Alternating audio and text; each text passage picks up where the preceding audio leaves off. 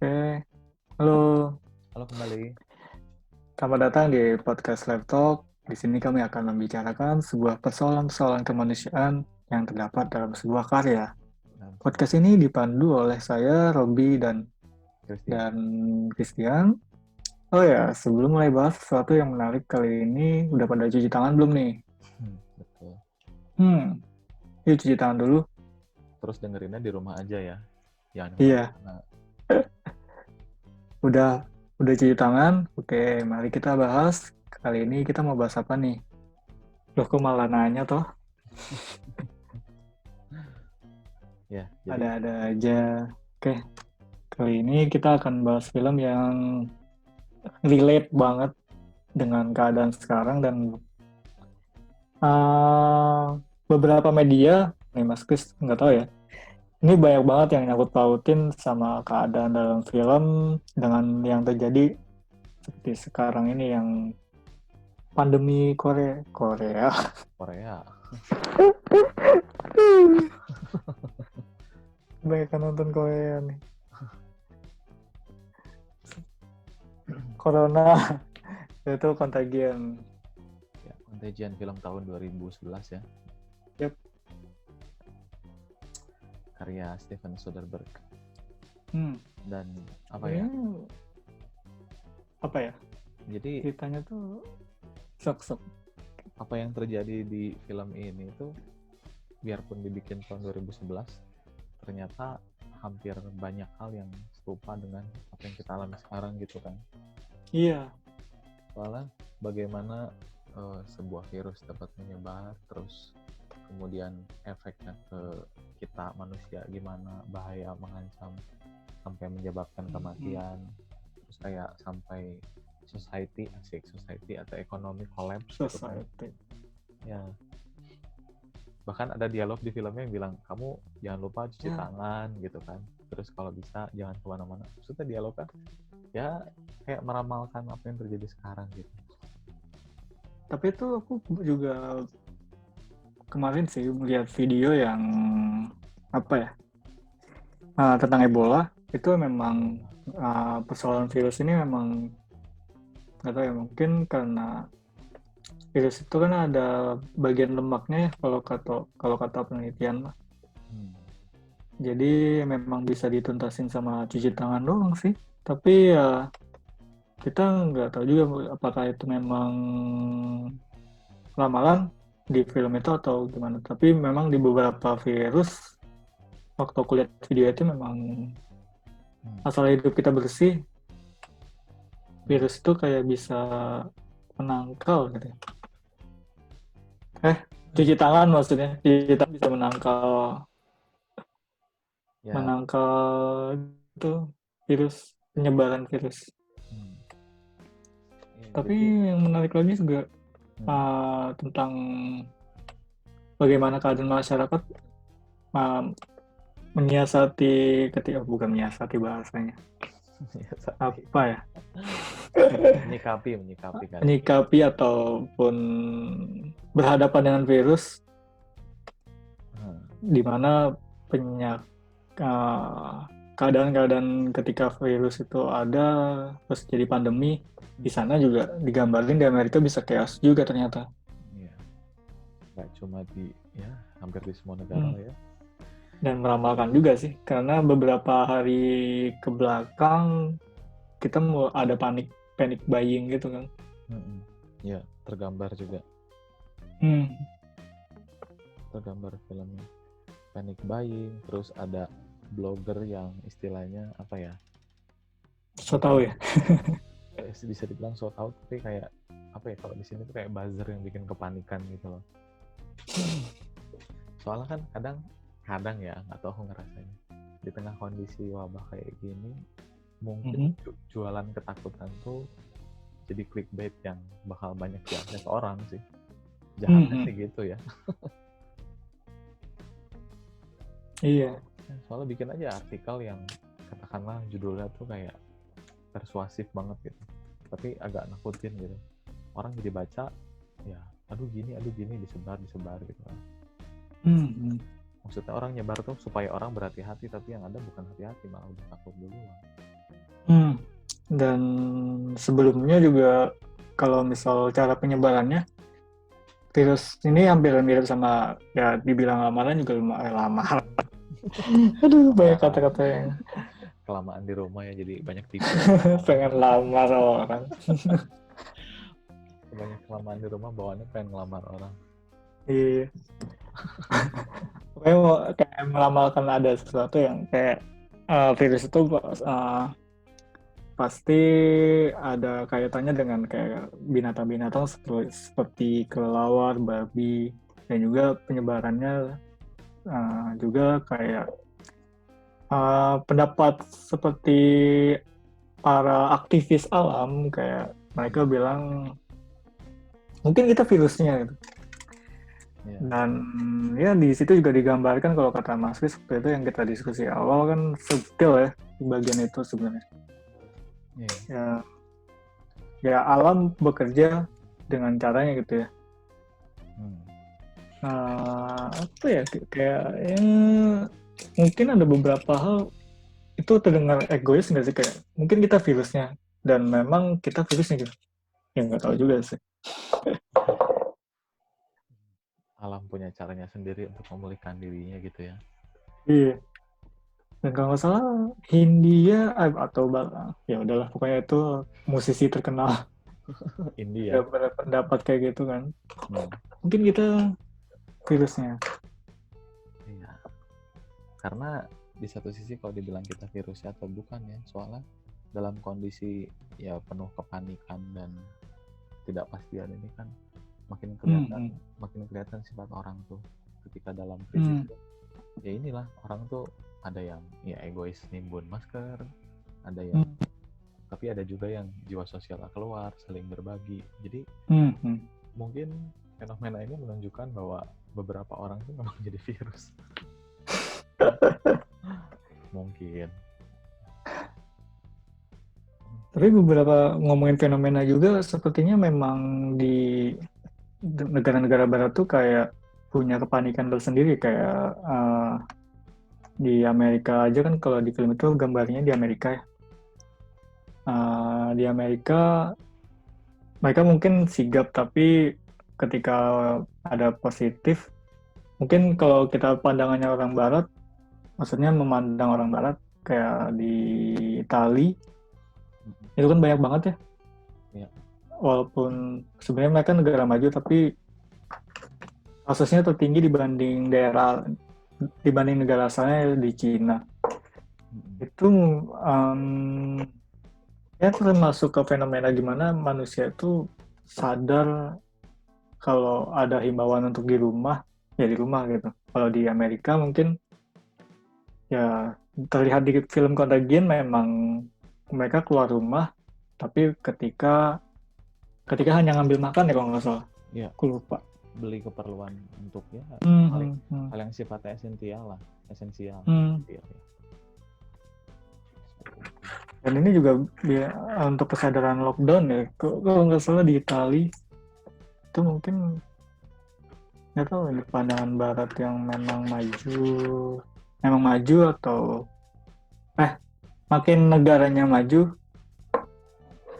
makin orangnya, atau mungkin di daerah komunal gitu ya, komunal banget kan kayak Italia sebenarnya kalau kita lihat memang sering kumpul, budaya ngopinya juga lumayan kan karena yang kita lihat mungkin karena mereka juga berdekatan gitu. Fenomena-fenomena yang menarik kalau dilihat dari sisi film di situ, dan ya kebanyakan soto ini aku. Namanya juga opini. Iya. Tapi apalagi sih yang bisa dilihat dari Contagion sebenarnya selain fenomena yang terjadi, maybe kita ya I don't know. Apa ya, mungkin sebenarnya yang hal kecil yang aku pengen sorot di film ini itu adalah ternyata di luar negeri juga sekalipun sifatnya hanya flu, orang Hmm, hmm. orang bersin tuh kadang nggak nutup mulutnya gitu. Oh iya. Ternyata maksudnya kan di film ini udah tergambar gitu kan.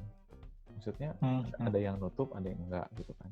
Ternyata kebiasaan bersin ditutup tuh nggak apa ya, nggak mendunia gitu, nggak jadi kebiasaan banyak orang. Jadi Hmm. jadi ketika mulai ada virus, baru pada cuci tangan, baru pada steril gitu kan, baru pada pakai masker, baru ditutup bersinnya. Kalau nggak ada yang mematikan, kayaknya yang bersin aja gitu.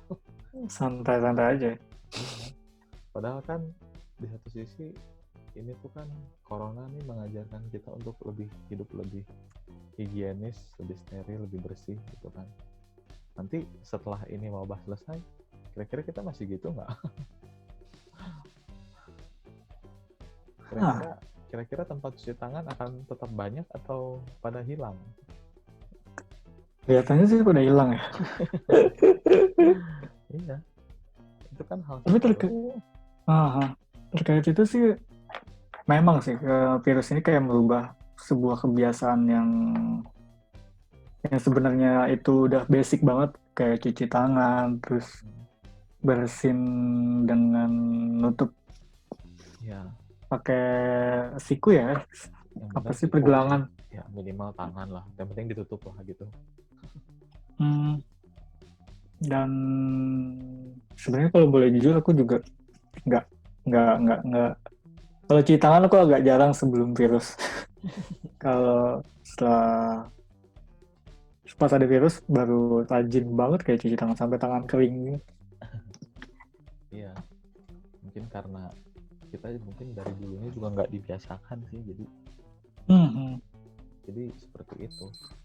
Sehingga penyebarannya kan kalau corona ini kan melalui droplets yang keluar waktu bersin gitu kan, Hmm. tertutup, kemudian dia nempel di mana, terus bisa bertahan dalam permukaan tertentu berapa lama gitu kan, sehingga terjadi penularan. Sebenarnya begitu udah nempel dimanapun, kalau nggak megang muka pun sebenarnya kan aman gitu. Tapi kan kita kan punya kecenderungan kayak misalnya cuci muka tuh hanya basahin tangan dikit terus kemukain gitu. Padahal kan yang benar tuh sampai bersih dulu, nah baru kemukain gitu. Maksudnya kebiasaan kecil itu yang gue rasa memang harus jadi perhatian sih. Sehingga dari kebiasaan kecil yang katakanlah ceroboh ini, nggak pernah cuci tangan, jadi wabah mematikan ya di dunia itu, memakan korban. Serem. Karena masalah kecil sebenarnya gitu kan. Masalah kecil yang ya kayak ngajarin kita suatu hal ya. Dan makhluk kecil ini, makhluk yang sebenarnya sebesar atom ini benar-benar bisa merubah keadaan dunia banget ya. Kayak ekonomi dampaknya banyak, terus politik apalagi, terus sosial budaya juga, film apalagi sekarang banyak. Di Korea kabarnya kemarin, hari ini aku baca bioskopnya minta dana subsidi dari pemerintah karena merugi, karena akibat corona ini, kalau nggak salah datanya tiap hari cuma ada 40 penonton atau 4.000 ya Pak. Dampaknya banyak banget.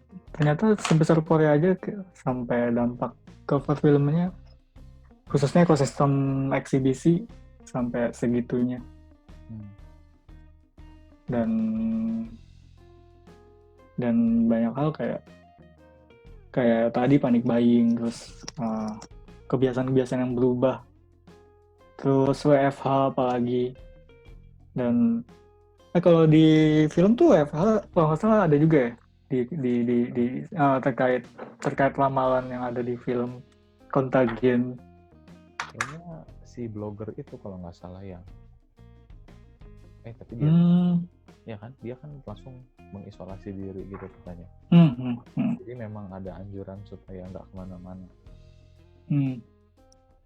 Oh, sama ada lagi yang kita harus baut di film Contagion sebenarnya kayak kayak apa ya? Kayak kaum kaum kalangan bawah yang ada di Cina yang nyulik peneliti itu kan akibat karena mungkin di situ akses untuk ke virus, untuk bukan ke akses ke virus sih. Maksudnya akses ke obat itu agak agak agak gimana gitu ya. Dan itu kan juga terkait dengan bagaimana pemerintah atau orang-orang yang bisa membantu harusnya bisa membantu juga kepada orang-orang yang belum nggak punya akses. Kayak sekarang aja kan banyak orang yang nggak bisa akses informasi virus gitu ya. Kayak gimana bisa WFH atau lockdown atau ya seenggaknya di sini misal di kasusnya pemerintah Indonesia gimana bisa ambil keputusan lockdown kalau cuma himbauan-himbauan tapi nggak ada sesuatu yang bisa nenangin masyarakat gitu. Dan mungkin kasus yang di film yang gimana kelompok yang mungkin ini dibilang teroris mungkin terlalu kasar. Apa ya bilangnya? Pokoknya orang-orang di sana yang orang-orang sekumpulan community ini gimana bisa nyulik mungkin terkait dengan aksesnya yang kurang kali ya atau Mas Kris punya pandangan lain terkait yang penculikan peneliti untuk mengambil obat.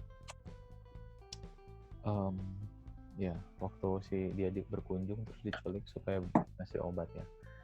Spoiler. Ya udahlah. Nggak apa-apa, kita spoilerin aja. Ya, nggak apa-apa sih, harusnya spoilernya bikin malah jadi pengen lihat sih. Ya, jadi aduh batuk nih. Tuh, besok ada Picobar.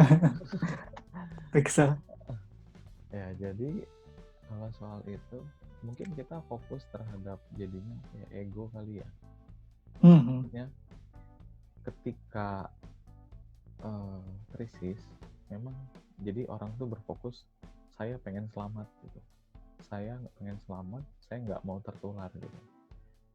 Dan aku rasa sih mentalitas seperti itu tuh mungkin panik sih, mungkin ketika orang panik semuanya juga pasti begitu gitu. Tapi kan masalahnya ini tuh kan menyangkut hidup orang banyak, keberlangsungan hidup, udah gitu apa namanya ya dua hal itu sih kurang lebih dua hal itu. Jadi ketika ada orang seperti itu ya pasti panik, itu pasti respon panik paling pertama sih, rasa takut akan ya kematian mungkin, kemudian rasa takut kehilangan apa segala macam gitu kan. Tapi kan dalam film tuh nggak cuma ternyata memang bukan dia takut terhadap kematian, bukan dia sendiri yang takut mati, tapi kampungnya gitu kan, keluarganya di sana gitu kan. Ada orang-orang yang kayaknya kalau mereka nggak ditolong segera mereka mati duluan dibanding yang lain. Orang lain mungkin bertahan, yang ini mungkin enggak gitu. Ada satu kebutuhan untuk yaitu bukan menuntaskan, memenuhi apa ya, supaya rasa paniknya itu hilang gitu. Karena pasti respons panik paling utama seperti itu gitu. Kan kalau di sini mungkin kejadian serupa adalah ketika bukan soal culik-menculik ya kalau di sini. Ketika test kit yang udah ada mau dicoba ke DPR dulu gitu kan. Wah, gitu. Maksudnya gini loh. Ya kalau DPR udah selamat, kitanya nggak selamat, terus mau ngapain sih gitu. Kan perwakilan rakyat, Pak. Kalau perwakilan, mereka mewakilkan untuk dites, nah ya nggak gitu juga gitu. Kan nggak gitu juga. Terus mungkin yang kasusnya mirip-mirip di sini adalah yang di Sulawesi dan di Aceh. Yang ketika sudah dikubur mereka bongkar lagi. Ya itu memang bukan soal pengen sembuh duluan, tapi kan ada satu keinginan yang mereka buat mereka tuh harus dilakukan gitu, Hmm. tanpa memikirkan resiko jangka panjang. Pasti ada kepanikan dan ketakutan sih di situ, aku rasa ya. Jadi memang itu tuh respon yang natural mungkin, tapi jadinya nggak berpikir panjang gitu. Karena toh kalau udah membesar, damage-nya sudah besar kan, memang mau nggak mau ada yang harus dikorbankan. Atau mungkin Dan satu lagi, atau mungkin juga nggak tahu, untuk sebagian orang mungkin ada yang ngalamin hal seperti ini. Kita kan disaranin nggak kemana-mana tuh, tinggal di rumah. Kalau yang merantau mungkin ya di kosannya masing-masing gitu. Tapi mungkin ada desakan, ada urgensi dari orang tua bilang, udah kamu pulang aja, di rumah tuh lebih aman, lebih baik, lebih apa. Padahal situasinya kan memang nggak boleh kemana-mana. Tapi orang tua ada yang istilahnya ngotot gitu. Udah, daripada sendirian di sana, mending pulang. Pasti itu kan respons kepanikan atau ketakutan yang ya mungkin nggak dipikirkan secara matang gitu. Jadi soal ketakutan itu juga kayak terjadi di saat di film ini kan kayak ada orang yang masuk ke dalam rumah dengan senjata dan Matt Damon itu kan kalau nggak salah ngecek rumah itu karena masuk. Kayaknya itu juga termasuk ketakutan gimana orang itu lapar gitu ya. Orang itu lapar, terus mungkin dengan masuk ke dalam rumah yang mungkin itu kosong dan itu dia akhirnya meneror orang yang ada di dalamnya sehingga menembak orang di dalamnya. Mungkin itu juga termasuk kepanikan dan ketakutan dia gimana bisa memenuhi urusan perut lagi di situ kayaknya. Karena kan virus ini juga agak riskan untuk bisa mengenyangkan perut juga kan kalau salah, jika tidak ada inisiatif dari atas atau dari sosial sekelilingnya gitu kan. Kalau di Indonesia kan mungkin sosialnya masih kuat. Kalau di Amerika digambarin di dalam film itu kayak orang-orang udah nggak peduli masing-masing gitu ya. Maksudnya peduli diri sendiri tapi nggak peduli lingkungannya, sehingga ada orang yang sampai membunuh orang lain untuk dapat makanan gitu. Itu kan termasuk dalam permasalahan perut yang orang-orang sampai paniknya atau ketakutannya untuk mengenyangkan diri sehingga bunuh orang di dalam situ. Jadi memang di satu sisi dalam kondisi seperti itu tuh kita nggak bisa langsung bilang orang tuh kok nggak mikir panjang, kok dia bodoh sekali apa. Di satu sisi kita semua yakin deh kalau ngalamin panik pasti ngaco deh. Iya betul. Bahkan ada yang fear, maksudnya sampai frozen, sampai nggak bisa gerak gitu kan, saking takutnya. Ada juga yang jadi impulsif gitu kan. Tapi ya pasti macam-macam. Jadi sebenarnya di satu sisi nggak bisa disalahkan juga. Toh informasi penyebaran tentang corona juga kan nggak bisa dipahami setiap golongan dengan bahasa yang sama toh. Kita sebut social distancing, kita sebut work from home, belum tentu orang di bawah tuh ngerti gitu. Apa sih work from home tuh apa gitu? Social distancing tuh gimana gitu? Udah ada sosialisasi lagi kan? Iya. Kenapa pemerintah tuh menggunakan bahasa asing yang kayaknya nggak semua orang tuh bisa paham gitu? Aku bingung. Gitu. Soalnya lalu apalagi nih ketika sok soal dikit lagi berantem ya maksudnya soalnya kalau mereka nggak ngerti terus mereka bertindak salah, yang salah kan bukan mereka gitu kan harusnya gitu. Kalau ada murid, tapi gimana komunikasi publik ya? Iya, kalau ada murid salah bertindak, coba tanyain gurunya, ngajarinnya udah bener belum? Kan harusnya gitu. Kalau misalnya gurunya mungkin udah benar, muridnya masih nggak ngerti, nah mungkin salahnya murid, kan begitu. Betul. penyebaran informasinya ya justru yang kemarin aku rada cukup kagum dan apa ya istilahnya ya kagum sih dengan yang dilakukan oleh A.A. Jin. Yang ke Lembang itu ya? Ya, Ke kampung-kampung ya? dia ke kampung-kampung pakai toa, dia jalan samperin deket-deket orang di rumah, bilang ada virus corona, kita harus jaga jarak. Bahasanya sederhana gitu, yang penting bisa dimengerti gitu. Dan aku pikir ini salah satu contoh yang baik bagaimana pemuka agama itu bisa ngasih pedoman atau ngasih informasi dengan ya istilahnya apa ya, reputasinya gitu. Keren banget itu. Nggak banyak rasanya yang nggak melakukan hal seperti itu gitu. Nggak banyak. Dia memang tepat sasaran karena kan Indonesia dengan agamis mayoritas yang kuat ya nggak maksud tuh nggak Islam aja sih, maksudnya agama lain juga dengan orang-orang yang agamanya kuat ya pendekatannya dengan tokoh-tokoh agama lagi sih sebenarnya paling tepat. Dan terbukti ketika MUI ngeluarin fatwa, orang-orang juga langsung ikutan karena di dalam Islam kan ulama tuh kayak sebagai pewarisnya Nabi. Kalau misalnya bicara tentang agama, bukan pewaris Nabi, ibaratnya orang yang bisa ngasih pendapat dan punya ilmunya. Dan yang dipercayai sama garda paling depan yang dipercayai sama umat kalau di agama Islam, ya itu ulama itu. Kalau misal dia nggak ada ilmunya ya dia orang-orang yang awam pasti percayanya hanya pada ulama, ustadz, atau ya yang orang-orang yang tokoh-tokoh masyarakat yang dekat sama masyarakat biasanya.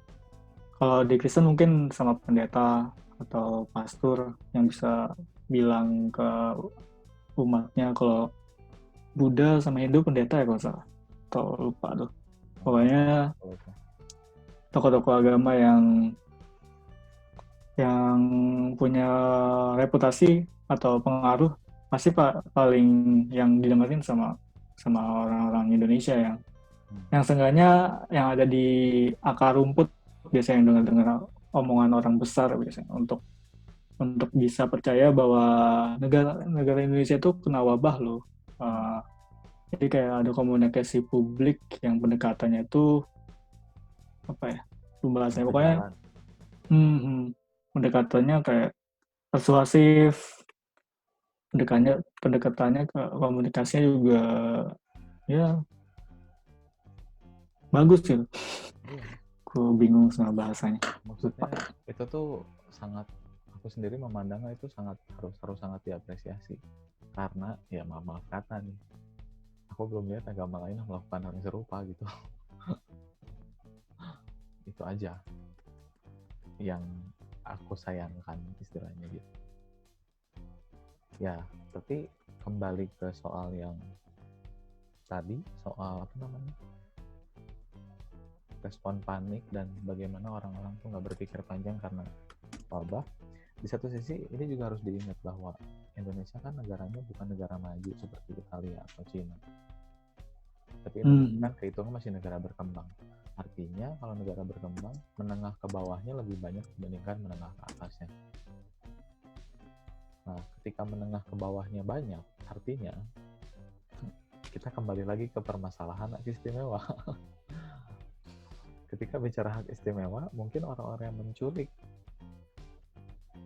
ilmuwan ini atau para dokter ini atau ya itu virologi apa segala macam, mungkin sama adalah sebuah tindakan kemarahan untuk loncat kelas gitu.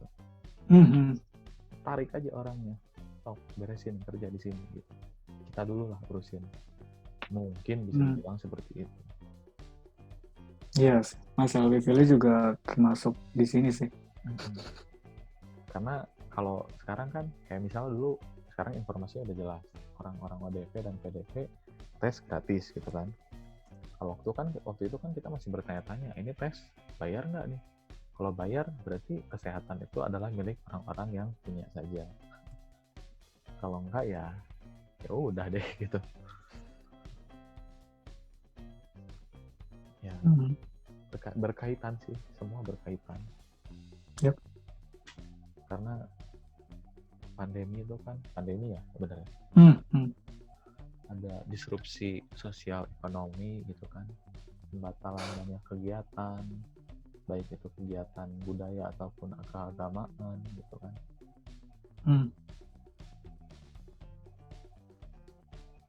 Dan di sini untungnya nggak ada ya, di luar kejadian ada masalah xenofobik sedikit, Xenofobik. ya rasisme. Oh ya yang ini ya.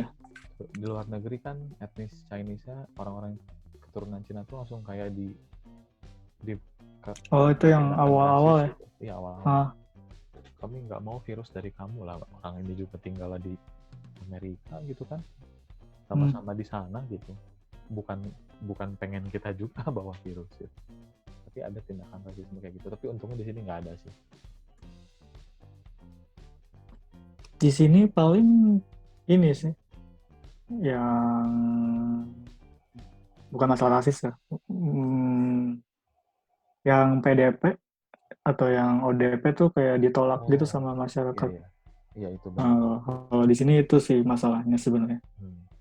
Kayak itu, itu baca beritanya, maksud ketika baca tweet kayak gitu, aduh, ini manusia kenapa di manusia Indonesia? Ya. Cuma padahal kan orang yang ODP atau PDP kan ya kasih aja, maka kita sama jaga bareng-bareng kayak kasih makan terus atau apa, sehingga kan karantinanya lancar dan nggak sampai nular mewabah di kampung itu atau di daerah itu statusnya. Tapi ya balik lagi, privilege pengetahuan ke sana udah sampai belum ke mereka sih sebenarnya. Karena mungkin penolakan itu juga sama, kembali lagi ke hal yang tadi, respon kepanikan tadi gitu. Karena nggak tahu dan nggak ngerti, jadinya bertindaknya berdasarkan rasa takut, jadi gerakan rasa takut, jadi ya gitu. Mungkin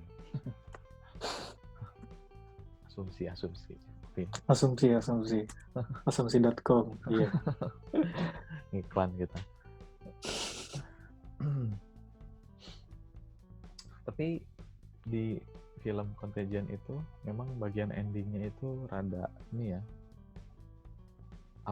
agak revealing dan menohok gitu. Dan ternyata kita harus nonton akhirnya baru nonton ke belakangnya. Emang sih penempatan itu di akhir tuh bagus banget sebenarnya. Efektif banget itu.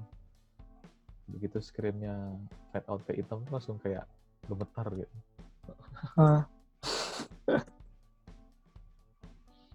Dan si traktor yang nebang pohonnya itu adalah punya logo perusahaan yang sama dengan perempuan utamanya. Oh iya? Ya. Wah, aku kurang detail. Iya, jadi perusahaan dia sendiri sebetulnya. Yang bikin pandemi, apa sih? Biasanya MEF ya? MFV gitu ya? MFV ya, apa sih lupa namanya, MFV apa gitu. Gokil juga, berarti kayak karma? Nah, bisa jadi.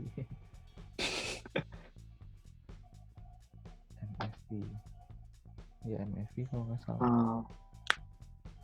Tapi MFV itu di film memang mematikan banget ya. Untungnya di sini tuh kabar baiknya adalah yang sembuh juga banyak sih. Tapi di sana juga bikin vaksin juga kan, walaupun agak lama gitu penelitiannya. Kalau nggak salah. Ya. Kan ada beberapa scene yang langsung skip hari keberapa gitu kan. Ya tapi mungkin itu juga harus disampaikan. Maksudnya orang suka lupa kalau penyakit ini tuh, corona ini tuh kemungkinan sembuhnya besar, apalagi ke usia ya enggak sih, pokoknya sembuhnya besar. Di Cina aja yang nenek 103 tahun sembuh gitu kan. Kan maksudnya semua orang kalaupun kena juga ya harusnya kan jangan panik. Kadang itu yang suka disampaikan. Harusnya. Sebenarnya kalau nanganin virus yang ada di tubuh gitu ya, kalau udah masuk, sepengalamanku waktu kena virus flu, Virus flu, iya pokoknya virus. Ya, flu Aku nggak tahu itu influenza flu gitu atau lah. batuk atau influenza. Hmm. Waktu itu nggak saya kayak kena HIV. Uh, sama penanganan diriku 2 minggu dan nggak masuk rumah sakit karena males. Ya itu istirahat aja sebenarnya, istirahat, minum obat, makan buah. Kalau nggak mau minum vitamin makan buah, terus minum obatnya obat flu atau film-film apa, film-film obat-obat flu yang ampuh kayak ibuprofen sebenarnya ampuh buat pilek walaupun agak mahal. Itu sih sebenarnya penanganan virus tuh kayak apa ya, virus tuh sebenarnya kayak kita lockdown, tapi sisi domestik gitu. Domestiknya maksudnya tubuh. Jadi kalau mau pas kenal virus ya itu sebenarnya Kalau mau sembuh ya iya. lockdown diri sendiri sebenarnya, kayak nggak usah panik ketika sakit, ya udah jalanin aja. Istirahat yang cukup, tidur yang cukup 8 jam atau 9 jam, terus minum obat, makan buah, Banyak minum, banyak makan, sembuh berjemur sih sebenarnya ngadepin virus kayak gitu sebenarnya. berjemur pagi jam 10 siang. Aku nggak berjemur sih waktu sakit. Soalnya bulan Ramadan, Pak. Oh. 10 menit aja berjemur kan itu meningkatkan imun itu. Iya, jadi sebenarnya emang iya sih, kan selalu disarankan kalau imun kita kuat pasti ya virus itu juga kalah dengan sendirinya, maksudnya Betul. kalau kitanya lebih kuat ya virus itu juga nggak jadi masalah. Dan rata-rata memang hampir semua penyakit pun selalu dimulai dengan pikiran kan gitu. Kalau kitanya positif, maksudnya nggak takut atau panik, ya nggak stres lah gitu, pasti tubuh kita juga bisa lebih menerima semangat itu. Kalau di Kristen tuh ada ayat bilang hati yang gembira adalah obat. Harusnya itu berlaku buat dimanapun sih aku rasa. Hati yang gembira adalah obat, tetapi semangat yang patah mengeringkan tulangnya. Aku rasa itu relevan buat orang-orang yang kalau lagi sakit sih. Yang penting semangat aja. Iya, semangat aja jalani hidup. Iya, sekalipun di rumah aja ya. Itu anak lu Kalau udah terbiasa di rumah sih nggak masalah. Kalau yang nggak biasa mungkin mulai gelisah nih hari ke-4 ke-5. Tapi kalau yang part-time itu udah ini agak out ya dibanding pembahasan tentang gen. Temenku cewek sih. Dia memang kerjanya part-time atau freelancer sih, bukan part-time. Dia lebih senang kerja di rumah, seneng sih, dan alasannya kok nggak bosan karena kata dia cewek kan memang harusnya di rumah. Wow. Ya kayak berdasarkan Islam banget sih. Aku diem aja sih pas dia bilang gitu. Iya. Oke. Karena ya itu takutnya, karena aku lagi PDKT sama dia, takutnya aku curhat. Orangnya denger lontar. Ya gitulah pokoknya. Ah. Jadi sebenarnya ada beberapa orang yang pas di rumah ya biasa-biasa aja. Karena mungkin freelancer, dan freelancer kan di rumah juga dapat duit. Termasuk saya. Oh. Ya maksudnya kemarin waktu freelancing kan gitu di rumah gitu. Cuma di rumah tuh adalah godaan terbesar itu dengan ranjang tuh dengan kasur dekat, jadi dikit-dikit terbahak aja males gitu. Betul sih. Itu yang contagious banget tuh itu. Terbahak. Contagious. Menular itu rebahan tuh. Oh, Menularkan malas. Ya, jadi ya, kurang jadi lebih itulah ya. kurang lebih kok bareng. Stop, Mas Kris, Hah, apanya?